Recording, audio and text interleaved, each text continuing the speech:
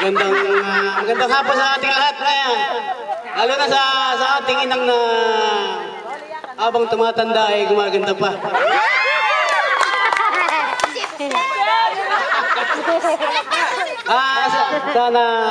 Sana inang, sana tumagal ka pa ng hanggang gusto mong mabuhay para sa amin.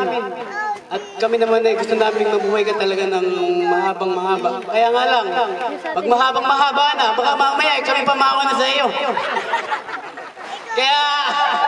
Kaya huwag kung panatilihin mong malusog ang katawan mo yun. Kumain ka ng kahit na medyo bawal medyo tirahin para yun namang bawal talagang ginawa yun para masarap. Kaya masarap bawal yun ngayon alam ko na bakit.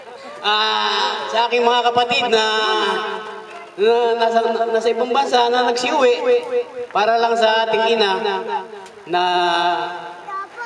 matanda na nga, ay maraming salamat sa inyo at siguro habang nabubuhay tayo pa rin ang magkakapatid at atin pa rin yung inang at saka yung amang. Salamat.